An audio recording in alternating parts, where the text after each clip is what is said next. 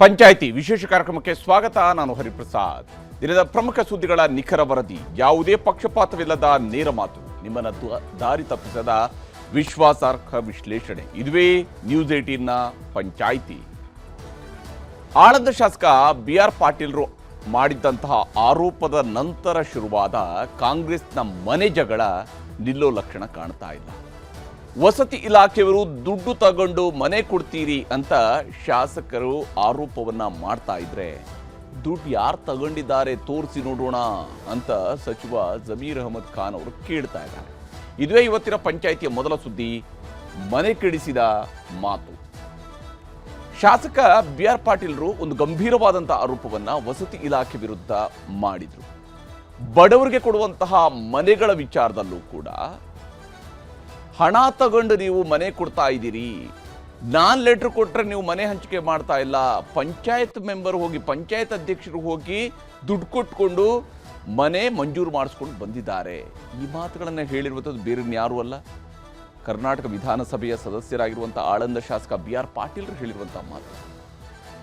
ಈಗ ಅವರು ಹೇಳಿದಂತಹ ಮಾತು ಅದು ನಂದೇ, ನಾನೇ ಆಡಿದಂತಹ ಮಾತು ಅಂತ ಹೇಳಿ ಅವರು ಒಪ್ಪಿಕೊಂಡ ಮೇಲೆ ಅವ್ರು ಮಾಡಿರ್ತಕ್ಕಂಥ ಆರೋಪವೂ ಕೂಡ ನಿಜ ಅನ್ನುವಂಥದ್ದೇ ಆಯಿತು. ಆದರೆ ಸಚಿವರು ಈಗ ಸಾಕ್ಷಿ ಕೇಳ್ತಾ ಇದ್ದಾರೆ. ನೀವು ಯಾರಿಗೆ ದುಡ್ಡು ಕೊಟ್ಟಿದ್ದೀರಿ ಅಂತ ಹೇಳಿ ಅಂತ ಕೇಳ್ತಿದ್ದಾರೆ. ಸಚಿವರಿಗೆ ಕೊಟ್ಟಿದ್ದ, ಅಧಿಕಾರಿಗಳಿಗೆ ಕೊಟ್ಟಿದ್ದ, ಯಾರಿಗೆ ಕೊಟ್ಟಿದ್ದು ಅಂತ ಹೇಳಿ. ಇಲ್ಲಿ ಸಚಿವರು ಚಿಕ್ಕ ಮಕ್ಕಳ ರೀತಿಯಲ್ಲಿ ಶಾಪ ಬೇರೆ ಹಾಕ್ತಾ ಇದ್ದಾರೆ. ಯಾರಾದರೂ ಬಡವರ ಮನೆಯ ದುಡ್ಡು ತಗೊಂಡಿದ್ರೆ ಅಂಥವ್ರ ಏನು ಮಕ್ಕಳಿಗೆ ಹುಳ ಬೀಳಲಿ ಅನ್ನುವಂಥ ಮಾತುಗಳನ್ನು ಹೇಳ್ತಾ ಇದ್ದಾರೆ. ಇದೆಲ್ಲ ಒಬ್ಬ ಸಚಿವರು ಹೇಳಬೇಕಾದಂತಹ ಮಾತಲ್ಲ. ಸಚಿವರು ಹೇಳಬೇಕಾಗಿರುವಂಥದ್ದು ಈಗ ಆಗಿದೆ, ಇಲ್ಲ ಅಂತೇಳಿ ಆದರೆ ಸ್ವಚ್ಛವಾಗಿ ಹೊರಬರಬೇಕಾಗಿರುವಂಥದ್ದು, ಆಪಾದನೆಯಿಂದ ಮುಕ್ತರಾಗಿ ಬರಬೇಕಾಗಿರೋದು ಅವರ ಇಲಾಖೆ. ಆ ಇಲಾಖೆಯಲ್ಲಿ ನಿಜಕ್ಕೂ ಕೆಳ ಹಂತದಲ್ಲಿ ನಡೀತಾ ಇದೆಯಾ, ಮೇಲಿನ ಹಂತದಲ್ಲಿ ನಡೀತಿದೆಯಾ, ಯಾವುದನ್ನು BR ಪಾಟೀಲ್ರು ಹೇಳಿಲ್ಲ. ಸಚಿವರೇ ತಗೊಳ್ತಿದ್ದಾರೆ ಅಂತ ಅವ್ರೇನು ಹೇಳಿಲ್ಲ. ಕೆಳ ಹಂತದಲ್ಲಿ ಏನು ಬಹಳ ಪಾರದರ್ಶಕವಾಗಿ ಮನೆ ಹಂಚಿಕೆ ಆಗ್ತಾ ಇದೆಯಾ ಇಲ್ವಾ ಅನ್ನೋಂಥದ್ದು ಎನ್ಶ್ಯೂರ್ ಮಾಡಬೇಕಾಗಿರೋದು ಯಾರ ಜವಾಬ್ದಾರಿ? ಅದು ಜಮೀರ್ ಅಹಮದ್ ಖಾನ್ ಅವರ ಜವಾಬ್ದಾರಿ. ಕೆಳ ಹಂತದಲ್ಲಿ ತಳಮಟ್ಟದಲ್ಲಿ ಮನೆಗಳ ಹಂಚಿಕೆ ಯಾವ ಸ್ವರೂಪದಲ್ಲಿ ಆಗ್ತಾ ಇದೆ, ತಾಲೂಕು ಮಟ್ಟದಲ್ಲಿ ಪಂಚಾಯತ್ ಮಟ್ಟದಲ್ಲಿ ಹೇಗೆ ಆಗ್ತಾ ಇದೆ, ಇದನ್ನು ಯಾರು ಪತ್ತೆ ಹಚ್ಚಬೇಕಾಗಿರುವಂಥದ್ದು? ವಸತಿ ಇಲಾಖೆಯವರು. ಆ ಕೆಲಸವನ್ನು ಮಾಡೋದು ಬಿಟ್ಬಿಟ್ಟು ಶಾಪ ಹಾಕೊಂಡು ಕೂತ್ಕೊಂಡ್ರೆ ಆಗತ್ತಾ? ಸಾಕ್ಷಿ ಕೊಡಿ ಅಂತ ಹೇಳಿ ಕೂತ್ಕೊಂಡ್ರೆ ಆಗತ್ತಾ? ಈ ಕೆಲಸವನ್ನು ಮಾಡೋ ಬದಲಿಗೆ ಜಮೀರ್ ಅಹಮದ್ ಖಾನ್ ಅವರು ಒಂದು ವೇಳೆ ನನ್ನ ವಿರುದ್ಧ ಏನಾದರೂ ಆಪಾದನೆ ಇದ್ದರೆ ನಾನು ರಾಜೀನಾಮೆ ಕೊಡೋದಕ್ಕೆ ರೆಡಿ ಇದ್ದೀನಿ ಅನ್ನುವಂಥ ಮಾತುಗಳನ್ನೆಲ್ಲ ಹೇಳ್ತಾ ಇದೆ. ಮಾತುಗಳು ಬಹಳ ಸುಲಭ, ಆದರೆ ಇದು ಇಡೀ ಸರ್ಕಾರದಲ್ಲಿ ಮನೆಯನ್ನು ಕೆಡಿಸ್ತಾ ಇದೆ. ಮನೆ ಈಗ ಮನೆಯ ಸಂಬಂಧಪಟ್ಟಂತಹ ಮಾತು ಸರ್ಕಾರದ ಮನೆಯನ್ನು ಕೂಡ ಕೆಡಿಸ್ತಾ ಇರೋದು ಸ್ಪಷ್ಟವಾಗಿದೆ.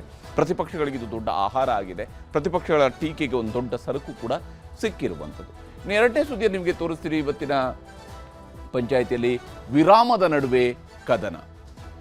ಒಂದ್ ಕಡೆ ಮಧ್ಯಪ್ರಾಚ್ಯದಲ್ಲಿ ನಡೀತಿರುವಂತಹ ಯುದ್ಧಕ್ಕೆ ವಿರಾಮವನ್ನ ಡೊನಾಲ್ಡ್ ಟ್ರಂಪ್ ಅವರು ಘೋಷಣೆ ಮಾಡಿದರು.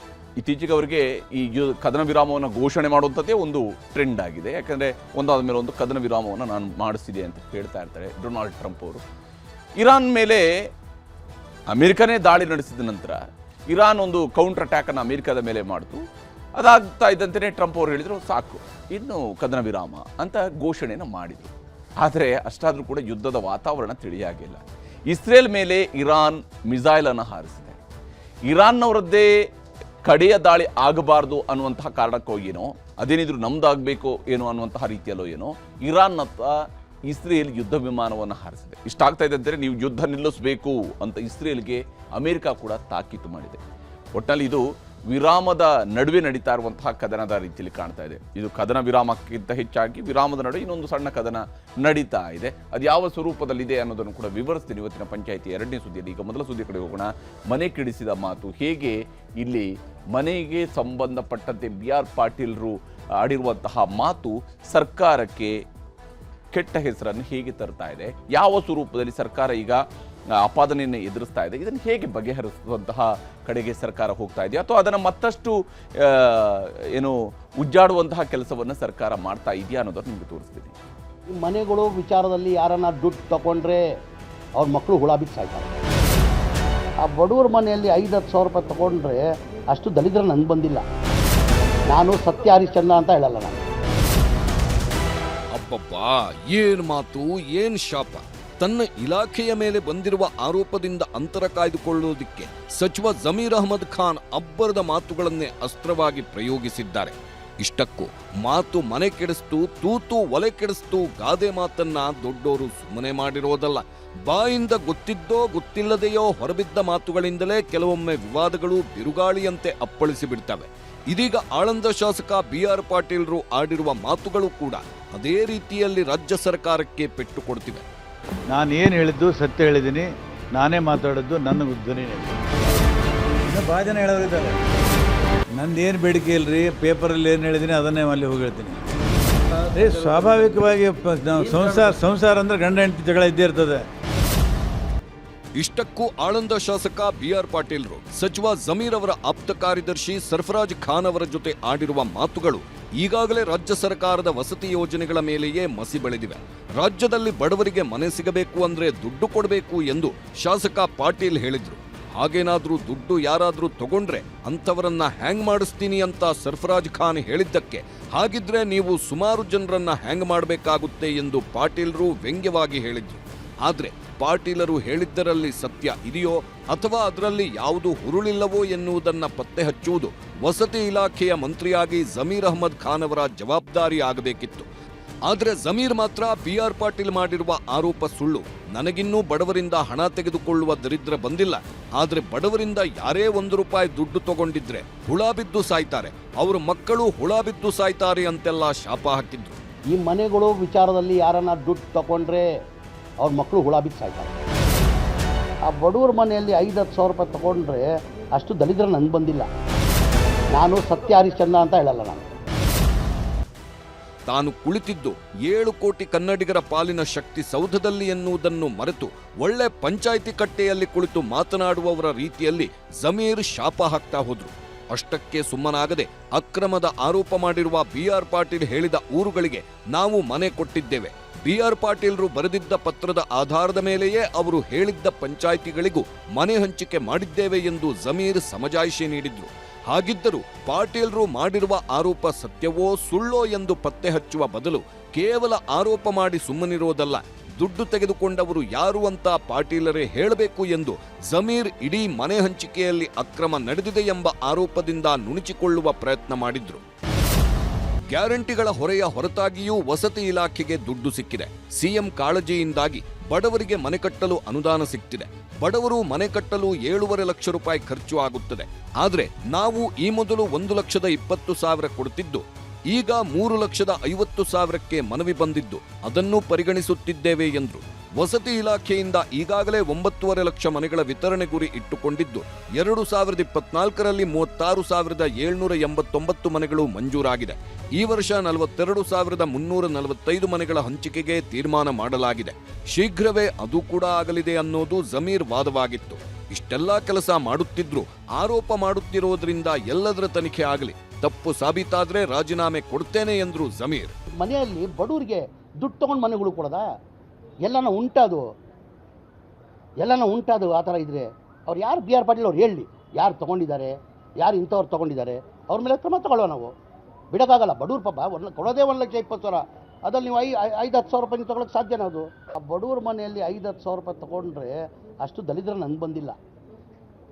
ಆಮೇಲೆ ನಾವು ಯಾರಿಗೂ ಇರಲಿ, ನನಗಿಲ್ಲ, ನನಗಂತೂ ಆ ದಲಿದ್ರ ಬಂದಿಲ್ಲ.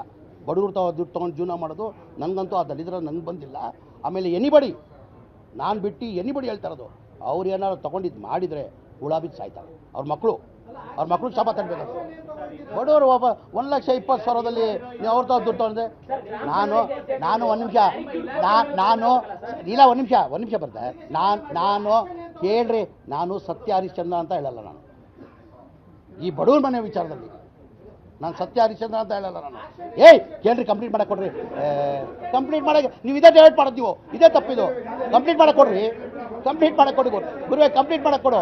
ಹೇಳ್ರಿ, ನಾನು ಸತ್ಯ ಹರಿಶ್ಚಂದ್ರ ಅಂತ ಹೇಳ್ತಾ ಇಲ್ಲ. ನಾನು ಈ ಬಡವ್ರ ಮನೆ ವಿಚಾರದಲ್ಲಿ ಏನಾರ ತೊಗೊಂಡ್ರೆ ಅವ್ರಿಗಿಲ್ಲ, ಅವ್ರ ಮಕ್ಳಿಗೆ ಶಾಪ ತರಬೇಕು. ಎನಿಬಡಿ ನಾನು ಕೈವಾಡ ಇದ್ದು ನಾನು ಇನ್ವಾಲ್ವ್ಮೆಂಟ್ ಮೇಲೆ 100 ಹೇಳೋದು ಮುಂಚೆ ನಾನು ಕೊಡ್ತೀನಿ. ಹೇಳೋದು ಮುಂಚೆ ನಾನು ಬೇರೆಯವ್ರ ಥರ ಅಲ್ಲ, ನಾನು ಬೇರೆಯವ್ರ ಥರ ರಾಜಕಾರಣಿ ಅಲ್ಲ. ನನ್ನ ಕೈ ಹೊಡೆದ್ರೆ 100 ಅವ್ರು ಹೇಳೋದು ಬೇಕಾಗಿಲ್ಲ, ನಾನೇ ಕೊಡ್ತೀನಿ. ನನಗೆ ನನ್ನ ಕಾನ್ಫಿಡೆನ್ಸ್ ಇದೆ. ನಾನು ಇಲ್ಲಿ ಇನ್ವಾಲ್ವ್ಮೆಂಟ್ ಇಲ್ಲ ಅಂತ ನನ್ನ ಕಾನ್ಫಿಡೆನ್ಸ್ ಇದೆ ನನಗೆ. ಚನ್ನಪಟ್ಟಣಗೆ 5,000 ಮನೆಗಳು ಕೊಟ್ಟಿದ್ದೀನಿ. ಎಷ್ಟು? ಈಗ 5,000 ಮನೆಗಳು ಅಲ್ಲೂ ದುಡ್ಡು ತೊಗೊಂಡು ಕೊಡಬೇಕು. ಅಲ್ಲಿ ಕೇಳ್ಕೊಂಡು ಬಂದಿಲ್ಲ. ಯೋಗೇಶ್ ಅವರು ಇದ್ದಾರೆ, MP ಮಾಜಿ MP ಇದ್ದಾರೆ, ಸುರೇಶ್ ಅವರಿದ್ದಾರೆ. ಅಲ್ಲಿ 5,000 ಮನೆಗಳು ಕೊಟ್ಟಿದ್ದೀನಿ. ರಾಮನಗರ್ಗೆ 3,000 ಮನೆಗಳು ಕೊಟ್ಟಿದ್ದೀನಿ. ಏನಕ್ಕೆ ರಾಮನಗರ್ಗೆ ಏನಕ್ಕೆ ಹೆಚ್ಚು ಮನೆ ಕೊಟ್ಟೆ? ರಾಮನಗರ ಚನ್ನಪಟ್ಟಣ ಅಂದರೆ ಕುಮಾರಸ್ವಾಮಿನೇ ಮುಖ್ಯಮಂತ್ರಿ ಇರುವಾಗ. ಏನಕ್ಕೆ ಕುಮಾರಸ್ವಾಮಿ ಅಲ್ಲಿಂದನೇ ರಾಮನಗರಿಂದ ಗೆದ್ದು ಮುಖ್ಯಮಂತ್ರಿ ಆಗಿದ್ದು. ಆವಾಗ ನಾನು ಮಂತ್ರಿ ಆದಮೇಲೆ ಮಾನ್ಯ ಸುರೇಶ್ ಅವರು MP ಅವರು, ತಮಗೆಲ್ಲ ಗೊತ್ತಿದೆ, ಅವರು ಒಂಥರ ಪಂಚಾಯತ್ ಮೆಂಬರ್ ಕೆಲಸ ಮಾಡಿದಾಗ ಮಾಡ್ತಾರೆ. ಯಾರು? ಮಾನ್ಯ ಸುರೇಶ್ ಅವರು. ಈಗ ಸೋತಾದ್ಮೇಲೂ ಅದೇ ಥರ ಕೆಲಸ ಮಾಡ್ತಾಯಿದ್ದಾರೆ. ಅವ್ರು ಬಂದು ನಾನು ಭಾಳ ಸತಿ ಕೇಳ್ಕೊಂಡ್ರು, ಸರ್ ಕುಮಾರಸ್ವಾಮಿನೇ MLA ಆಗಿದ್ದರು, ಒಂದು ಮನೆಯೂ ಕೊಟ್ಟಿಲ್ಲ, ಅವ್ರು ಮುಖ್ಯಮಂತ್ರಿ ಇರುವಾಗ ಒಂದು ಮನೆ ಕೊಟ್ಟಿಲ್ಲ ಅಂತ. ನಾನು ಅದಕ್ಕಿಂತ ಮುಂಚೆ ಹೇಳಿದೆ, ಕುಮಾರಸ್ವಾಮಿಯವರು ಸಮ್ಮಿಶ್ರ ಸರ್ಕಾರದಲ್ಲಿ 1.5 ವರ್ಷ ಮುಖ್ಯಮಂತ್ರಿ ಆಗಿದ್ದರು. ರಾಮನಗರ ಜಿಲ್ಲೆಗೆ ಎಷ್ಟು ಮನೆಗಳು ಕೊಟ್ಟಿದ್ದಾಳೆ? ಬರೀ 690 ಮನೆ ಕೊಟ್ಟಿರೋದು. ಹಾಗಾಗಿ ನಂತರ ಕೇಳಿದ್ರು ಯಾವ್ದು ಕ್ಯಾನ್ಸಲೇಷನ್ ಆಗಿದೆ ಆ ಥರ ಎಲ್ಲರಿಗೂ ನಾವು ಕೊಡ್ಕೊಂಡು ಬರ್ತಾಯಿದ್ವಿ. ನಾವು ಮೊನ್ನೆನೂ ನಮ್ಮ ಸರ್ಕಾರ ಬಂದಾದಮೇಲೆ ಮನೆ ಮುಖ್ಯಮಂತ್ರಿಗಳು ಮೊನ್ನೆನೂ ಬಜೆಟಲ್ಲಿ ನನ್ನ ಮನೆ ಮುಖ್ಯಮಂತ್ರಿಗಳು ಒತ್ತಡ ಮಾಡಿದೆ. ಇಲ್ಲ ಸರ್, MLAಗಳದು ಭಾಳ ಒತ್ತಡ ಇದೆ, ಮನೆಗಳು ಹಿಂದಿನ ಸರ್ಕಾರದಲ್ಲಿ ತಾವೇ ಇರುವಾಗ ಹೈಯೆಸ್ಟ್ ಮನೆಗಳು ಕೊಟ್ಟಿದ್ದು, ಈ ಮನೆಗಳು ಇಲ್ಲ, ಮನೆಗಳು ಬೇಕಂತೇಳ್ಬಿಟ್ಟು ಮನೆ MLAಗಳು ಭಾಳ ಒತ್ತಡ ಆಗ್ತಾ ಇದ್ದಾರೆ ಅಂತ ಮನೆ ಮುಖ್ಯಮಂತ್ರಿಗೂ ಗಮನಕ್ಕೆ ತಂದೆ. ಮನೆ ಮುಖ್ಯಮಂತ್ರಿನೂ ಬಜೆಟ್ ರಿವ್ಯೂ ಮೀಟಿಂಗಲ್ಲಿ, ಆಮೇಲೆ ನಾವೆಲ್ಲ ಬಜೆಟ್ ರಿವ್ಯೂ ಮೀಟಿಂಗಲ್ಲಿ ಕೂತ್ಕೊಂಡು ಏನು ನಾವು 1,20,000 ಕೊಡ್ತಾಯಿದ್ದೀವಿ, ಅದಕ್ಕೆ 3.5 ಲಕ್ಷ ರೂಪಾಯಿ ಮಾಡಬೇಕು ಅಂತ ನಾನು ಬೇಡಿಕೆನ ಇಟ್ಟೆ ಮನೆ ಮುಖ್ಯಮಂತ್ರಿಗೆ. ಏನಕ್ಕೆ 1,20,000ದಲ್ಲಿ ಏನೂ ಆಗಲ್ಲ, 3.5 ಲಕ್ಷ ಕೊಡಬೇಕು. ತಾವು ಪ್ರತಿ ವರ್ಷ ಏನು 3 ಲಕ್ಷ ಟಾರ್ಗೆಟ್ ಕೊಡ್ತಾಯಿದ್ದೀರಾ, ಅದಕ್ಕೆ 1.5 ಲಕ್ಷ ಅರ್ಧ ಕೊಡಿ ಟಾರ್ಗೆಟ್, ಅಟ್ಲೀಸ್ಟ್ 3.5 ಲಕ್ಷ ಮಾಡಿ ಅಂತ ಮನೆ ಮುಖ್ಯಮಂತ್ರಿಗೆ ಗಮನಕ್ಕೆ ತಂದಿದೆ. ಮನೆ ಮುಖ್ಯಮಂತ್ರಿನೂ ಒಪ್ಕೊಂಡಿದ್ರು. ಹೀಗೆ ಸುದ್ದಿಗೋಷ್ಠಿಯುದ್ದಕ್ಕೂ ತಮ್ಮ ಇಲಾಖೆಯ ಸಾಧನೆ ಹೇಳಿಕೊಳ್ಳುತ್ತಾ ಜಮೀರ್ ಅಹ್ಮದ್ ಖಾನ್ ಸಮರ್ಥನೆಗಳನ್ನ ಕೊಡೋದಕ್ಕಷ್ಟೇ ಸೀಮಿತವಾದ್ರು. BR ಪಾಟೀಲ್ರು ಮಾಡಿರುವ ಆರೋಪದ ಬಗ್ಗೆ ವಸತಿ ಇಲಾಖೆಯಲ್ಲಿ ಅಂತಹ ಹಣಕ್ಕಾಗಿ ಮನೆ ಮಾರುವವರು ಇದ್ದಾರೆ ಎಂಬುದನ್ನ ಪತ್ತೆ ಹಚ್ಚುವ ಗೋಜಿಗೆ ಹೋಗುವ ಲಕ್ಷಣ ಜಮೀರ್ ಮಾತುಗಳಲ್ಲಿ ಕಾಣಲೇ ಇಲ್ಲ. ನಿಜಕ್ಕೂ ಮನೆ ಹಂಚಿಕೆಯಲ್ಲಿ ಯಾವುದೇ ಹಂತದಲ್ಲೂ ಅಕ್ರಮ ನಡೆಯುತ್ತಿಲ್ಲ ಅಂತಾದ್ರೆ ವ್ಯವಸ್ಥೆಯ ಪಾರದರ್ಶಕತೆಯನ್ನ ಜನರ ಮುಂದಿಡುವ ಕೆಲಸವನ್ನ ಜಮೀರ್ ಮಾಡಬಹುದಿತ್ತು. ಅದರ ಬದಲು ಆರೋಪ ಮಾಡಿದವರೇ ಸಾಕ್ಷಿ ಕೊಡಲಿ ಎನ್ನುವ ಮೂಲಕ ಎಲ್ಲಾ ಭಾರವನ್ನ BR ಪಾಟೀಲ್ರ ಮೇಲೆ ವರ್ಗಾಯಿಸಿದ್ರು. ಈ ಮಧ್ಯೆ BR ಪಾಟೀಲ್ ಇವತ್ತು ಹಂಪಿಗೆ ಬಂದಿದ್ರು. ಹಂಪಿ ವಿವಿ ಸಿಂಡಿಕೇಟ್ ಮೆಂಬರ್ ಆಗಿರೋ ಕಾರಣಕ್ಕೆ ವಿಶ್ವವಿದ್ಯಾಲಯ ಸಭೆಗೆ ಬಂದಿದ್ರು. ಆಗ ಮಾತನಾಡಿದ BR ಪಾಟೀಲ್, ಸಿದ್ದರಾಮಯ್ಯ ಕರೆದಿದ್ದಾರೆ, ಹೋಗ್ತೇನೆ ಅಂದ್ರು. ಮೊನ್ನೆಯೆಲ್ಲ ಸರ್ಕಾರದ ವಿರುದ್ಧ ನಿಗಿನಿಗಿ ಅಂತಿದ್ದವರು ಇವತ್ತು ಸಂಸಾರದಲ್ಲಿ ಗಂಡ ಹೆಂಡತಿ ಜಗಳ ಸಾಮಾನ್ಯ ಅಂದು ಬಿಟ್ರು. ಹೋಗ್ತಾ ಇದ್ದೀನಿ. ನಂದೇನು ಬೇಡಿಕೆ ಇಲ್ರಿ, ಪೇಪರಲ್ಲಿ ಏನು ಹೇಳಿದ್ದೀನಿ ಅದನ್ನೇ ಅಲ್ಲಿ ಹೋಗಿ ಹೇಳ್ತೀನಿ. ಸ್ವಾಭಾವಿಕವಾಗಿ ಸಂಸಾರ ಅಂದ್ರೆ ಗಂಡ ಹೆಂಡತಿ ಜಗಳ ಇದ್ದೇ ಇರ್ತದೆ. ಇದರ ನಡುವೆ BR ಪಾಟೀಲ್ ಮಾತಿಗೆ ಸಾಥ್ ಕೊಟ್ಟು ಸರ್ಕಾರದಿಂದ ಅನುದಾನ ಸಿಕ್ತಿಲ್ಲ ಎಂದಿದ್ದ ಕಾಗವಾಡ ಶಾಸಕ ರಾಜು ಕಾಗೆ ಇವತ್ತು ವಿಧಾನಸೌಧಕ್ಕೆ ಬಂದಿದ್ರು. ಕ್ಷೇತ್ರದ ಸಮಸ್ಯೆ, ಅನುದಾನದ ಬಗ್ಗೆ ಮಾತನಾಡುವುದಕ್ಕೆ ದೂರದಿಂದ ಬಂದರೂ ಸಚಿವರು ಕೈಗೆ ಸಿಗೋದಿಲ್ಲ ಎಂದು ರಾಜು ಕಾಗೆ ಕಿಡಿಕಾರಿದ್ರು. ನಾನೇನು ನನ್ನ ಸ್ವಂತಕ್ಕೆ ಕೇಳೋದಕ್ಕೆ ಬಂದಿಲ್ಲ ಎಂದು ಹರಿಹಾಯ್ದ್ರು. ಆದ್ರೆ ರಾಜೀನಾಮೆ ಮಾತಾಡಿದ್ದ ರಾಜು ಕಾಗೆ ಅವರ ಮಾತಿಗೆ ಇಂದು ಶಾಸಕ HC ಬಾಲಕೃಷ್ಣ ಟಾಂಗ್ ಕೊಟ್ರು. ಅವ್ರ ಮನೆಗಳು ಎಲ್ಲಿದಾವೋ ಹುಡುಕ್ಯಾಡಕ್ ಆಗೋದಲ್ಲ, ಮನೆಗಳು ಸಿಗುದಿಲ್ಲ. ನಾವೆಲ್ಲಿ ಹುಡುಕ್ಯಾಡಕ್ ಹೋದ್ರೆ ನಾವೇನ್ರಿ ಸಿಟಿ ಒಳಗೆ ಬಂದವ್ರಲ್ಲ, ಹಳ್ಳಿಯಲ್ಲಿ ಬಂದವ್ರು ಎಲ್ಲಿ ಹೋಗಿ ಅವ್ರ ಮನೆ ಹುಡುಕ್ಯಾಡ ಕೂತ್ಕೊಂಡು ಬೇಕಲ್ಲ, ಒಂದು 2 ತಾಸು ಆಯ್ತು ಅನ್ಕೊಡ್ದು. ಅವರು ಎಲ್ಲಿ ಹೋಗಿದಾರೆ ಮಂತ್ರಿ ಅಂದ್ರೆ ಶಿವಮೊಗ್ಗಕ್ಕೆ ಹೋಗಿದಾರೆ ರೀ, ಮಂಡ್ಯಕ್ಕೆ ಹೋಗಿದಾರೆ ರೀ, ಆಮೇಲೆ ಗುಲ್ಬರ್ಗಕ್ಕೆ ಹೋಗಿದಾರೆ ರೀ. ಫೋನಲ್ಲೂ ಸಿಗೋದಲ್ಲ. ಆಮೇಲೆ ನಾವು ಹೆಂಗೆ ಕೆಲಸ ಮಾಡ್ಕೊಳ್ಳೋದ್ರಿ? ಅವ್ರು PS ಕೇಳಿದ್ರೆ ಎಂದು ಬರ್ತಾರೆ ಗೊತ್ತಿಲ್ಲ ಸರ್. ನನಗೆ ಮನಸ್ಸಿಗೆ ಏನು ನೋವಾಗಿದೆ, ನನಗೆ ಆಗಬೇಕಾಗಿದೆ. ನಾನು ವೈಯಕ್ತಿಕ ಆದಲ್ಲ, ನನಗೇನು ಮನೆಗೆ ನಾನೇನು ಹೊಲ ಕೇಳಲ್ರಿ, ಮನೆ ಕೇಳಿ ಬಂಗಾರ ಕೇಳಕ್ಕೆ ಹೊಂಟಿಲ್ಲ. ನಾನು ನಮ್ಮ ಭಾಷೆ ಸ್ವಲ್ಪ ಉತ್ತರ ಕನ್ನಡದವ್ರು ಈ ಥರ ಇರ್ತದೆ. ನಿಮ್ಗೆ ನಾವು ಬೆಂಗಳೂರು ಸೌರಸಭೆ ಮಾತಾಡಕ್ಕೆ ಬರಲ್ಲ ನಮಗೆ. ಅದನ್ನೇ ಮೊದಲೇ ಹೇಳಿದ್ದು ನಾನು. ನೋಡ್ರಿ, ನನ್ನ ಕರೆದು ಸಮಾಧಾನ ಆಯಿತು ಅಂದ್ರೆ ಇರ್ತೇನೆ, ಈಗ ಹೋರಾಟ ಮತ್ತೆ ಮುಂದುವರಿಸ್ತೀನಿ. ಕೆಲವೊಂದು ಸಂದರ್ಭದಲ್ಲಿ ಏರುಪೇರುಗಳಾಗದಾಗ ಮನ್ಸಿಗೆ ಬೇಸರ ಆಗ್ತದೆ. ಮನ್ಸಿಗೆ ಬೇಸರ ಆಗೋದ್ರಿಂದ ಸಮಸ್ಯೆ ಬಗೆಹರಿಯಲ್ಲ. ಅದನ್ನ ಮುಖ್ಯಮಂತ್ರಿಗಳ ಹತ್ರ, ಉಪಮುಖ್ಯಮಂತ್ರಿಗಳ ಹತ್ರ, ಸಂಬಂಧಪಟ್ಟಂತ ಮಂತ್ರಿಗಳ ಹತ್ರ ಕೂತ್ಕೊಂಡು ಬಗೆಹರಿಸ್ಕೋಬೇಕು. ನಾನು ರಾಜೀನಾಮೆ ಕೊಡೋದ್ರಿಂದ ಸಮಸ್ಯೆ ಬಗೆಹರಿಯಲ್ಲ. ನಾನು ರಾಜೀನಾಮೆ ಕೊಟ್ಟರೆ ಇನ್ನೊಬ್ಬ MLA ಆಯ್ತಾನೆ, ಎಲೆಕ್ಷನ್ ಮಾಡ್ತಾರೆ, ಇನ್ನೊಬ್ಬ MLA ಆಯ್ತಾನೆ, ಅದು ಸಮಸ್ಯೆ ಬಗೆಹರಿತದ?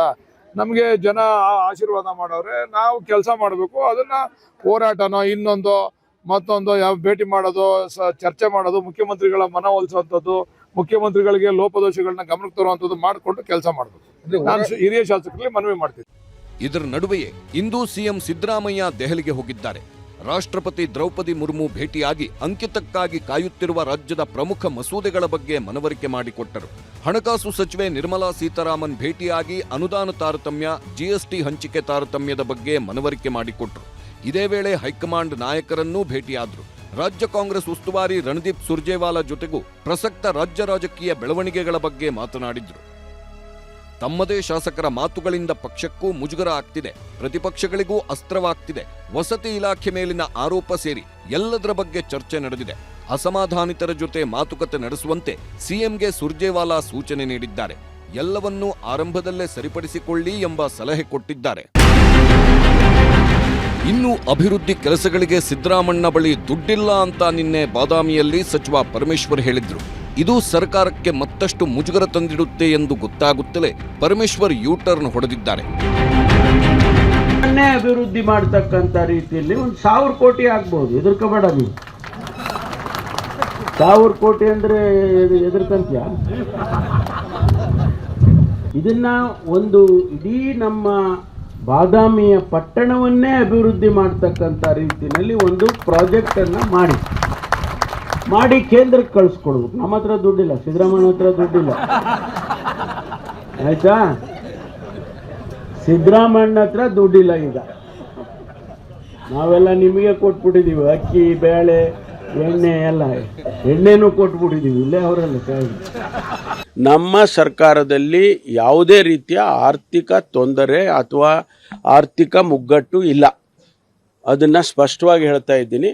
ಹಣ ಕೆಲವು ಸಂದರ್ಭದಲ್ಲಿ ಬಿಡುಗಡೆ ಆಗೋದು ನಿಧಾನ ಆಗುತ್ತೆ, ಅದು ಸ್ವಲ್ಪ ನಿಧಾನ ಆಗಿರ್ಬೋದು ಅನ್ನೋದು ಅಷ್ಟೇ ಬಿಟ್ಟರೆ ಬೇರೆ ಏನೂ ಇಲ್ಲ. ಹಣದ ಕೊರತೆ ನಮ್ಮ ಸರ್ಕಾರದಲ್ಲಿ ಯಾವುದೇ ಕಾರಣಕ್ಕೂ ಇಲ್ಲ. ಸೊ ಮನಸ್ಸಿಗೆ ಬೇಜಾರಾದಾಗ ಆ ಥರ ಮಾತುಗಳು ಬಂದ್ಬಿಡ್ತಾವೆ ಒಂದೊಂದ್ಸಾರಿ. ಹೀಗೆ ಚರ್ಚೆ ನಡೆಯುತ್ತಿರುವಾಗಲೇ ಕಾಂಗ್ರೆಸ್ ಶಾಸಕರ ಮಾತಿಗೆ ಕೈ ನಾಯಕರಿಂದಲೇ ಆಕ್ಷೇಪ ವ್ಯಕ್ತವಾಗಿದೆ. ಪಕ್ಷ ಅಧಿಕಾರಕ್ಕೆ ಬಂದಿದ್ದೀವಿ, ಜನ ಆಶೀರ್ವಾದ ಮಾಡಿದ್ದಾರೆ, ಅದನ್ನು ತಿಳ್ಕೋಬೇಕು. ಗೆದ್ದಿರ್ತಕ್ಕಂಥವ್ರು ತಿಳ್ಕೊಂಡು ಎಲ್ರಿಗೂ ಮಂತ್ರಿ ಸ್ಥಾನ ಸಿಕ್ಕಿರಲ್ಲ, ಎಲ್ಲರಿಗೂ ಚೇರ್ಮನ್ ಆಗಿರಲ್ಲ. ಆದರೆ ಸ್ವಲ್ಪ ಸಮಾಧಾನವಾಗಿರಬೇಕು. ಸಮಾಧಾನವಾಗಿರದೇ ಇದ್ದರೆ ಮುಂದಕ್ಕೆ ಅಪಾಯ. ಈಗ 135 ಜನದಲ್ಲಿ 1-2-3 ಆ ರೀತಿ ಪತ್ರಿಕೆಗಳಲ್ಲಿ ಹೇಳಿರೋದು ನಾನು ಕೂಡ ನೋಡಿದೆ. ಇದು ಪಕ್ಷದ ಹಿತದೃಷ್ಟಿಯಿಂದ ಆ ರೀತಿ ಬಹಿರಂಗವಾಗಿ ಹೇಳೋದು ಸರಿ ಇಲ್ಲ ಅಂತ ನನ್ನ ಅಭಿಪ್ರಾಯ. ಅವ್ನು 3-4 ಜನ ಹಿರಿಯರು ಮಾತಾಡಿದ್ದಾರೆ. ಆ್ಯಕ್ಚುಲಿ ಅದು ಮಾತಾಡಬಾರ್ದು. ಅದೇನೇ ಸರಿ ಇರಲಿ, ಸುಳ್ಳಿರಲಿ, ತಪ್ಪಿರಲಿ, ಸರಿ ಇರಲಿ, ಮಾತಾಡಬಾರ್ದು. ಯಾಕೆಂದರೆ ಇದನ್ನು ಕರಿತೀವಿ. CLP ಕರೆದ ಸಂದರ್ಭದಲ್ಲಿ ಏನು ಮಾತಾಡಲ್ಲ. ನಾನು ನೋಡಿದ್ದೀನಿ, ಇವರೆಲ್ಲ ಹಿರಿಯರೇ ಮಾತಾಡಿದ್ದಾರೆ, ನಾನಿನ್ನೂ ಜೂನಿಯರು. ಹಿರಿಯರೇ ಮಾತಾಡಿದ್ದಾರೆ. CLP ಸುಮ್ಮ ಕೂತಿರ್ತಾರೆ. ಅವ್ರೇನು ಹುಲಿ ಸಿಂಹ ಕಟ್ಕೊಂಬಂದಿರ್ತಾರೆ? ಯಾರು ಹುಲಿ ಸಿಂಹ ಇಟ್ಕೊಂಬಂದಿರಲ್ಲ. ಇವ್ರು ಮಾತ್ರ ಸುಮ್ಮನೆ ಕೂತಿರ್ತಾರೆ. ಇಲ್ಲಿ ಹೊರಗೆ ಬಂದು ಮಾಧ್ಯಮ ಮುಂದೆ ಮಾತಾಡೋದಲ್ಲ. ಈ ಮಧ್ಯೆ ಗಣಿ ಅಕ್ರಮದ ಬಗ್ಗೆ ಸಿಎಂ ಸಿದ್ದರಾಮಯ್ಯನವರಿಗೆ HK ಪಾಟೀಲ್ ಬರೆದ ಪತ್ರವು ಇದೀಗ ಪ್ರತಿಪಕ್ಷಗಳ ಕೈಗೆ ಅಸ್ತ್ರವಾಗಿದೆ. ಮೊನ್ನೆ ಸರ್ಕಾರವನ್ನ ಟೀಕಿಸಿದ್ದ ಕುಮಾರಸ್ವಾಮಿಗೆ ಇಂದು ತಿರುಗೇಟು ಕೊಟ್ಟಿದ್ದಾರೆ HK ಪಾಟೀಲ್. ಈಗ HK ಪಾಟೀಲ್ ಪತ್ರ ಬರೆದವರಲ್ಲ, ಅಕ್ರಮ ಗಣಿಗಾರಿಕೆದು 15-16ರಲ್ಲಿ ಇದೇ HK ಪಾಟೀಲು ರೆಕಮೆಂಡೇಶನ್ ಮಾಡ್ತಾರೆ. ಅದು ಇಟ್ಕೊಂಡು ದಿನ ಪೂಜೆ ಮಾಡುತ್ತವ್ರೆ ಈ ಕಾಂಗ್ರೆಸ್ ಸರ್ಕಾರದಲ್ಲಿ. ನೀವು ಮುಖ್ಯಮಂತ್ರಿಗಳಾಗಿದ್ದಾಗ ಗಣಿ ಅಕ್ರಮ ವರದಿಗಳು ನಿಮ್ಮ ಕೈಯಾಗ ಇದ್ವಲ್ಲ, ಅವಾಗ ನೀವು ಅಭಿಷೇಕ ಮಾಡ್ತಾ ಕೂತಿದ್ರು ಕುಮಾರಸ್ವಾಮಿ ಅವರೇ. 1.5 ಲಕ್ಷ ಕೋಟಿ. ಹೀಗೆ ಮಾತಿಗೆ ಮಾತು ಬೆಳೆಯುತ್ತಲೇ ಇದೆ.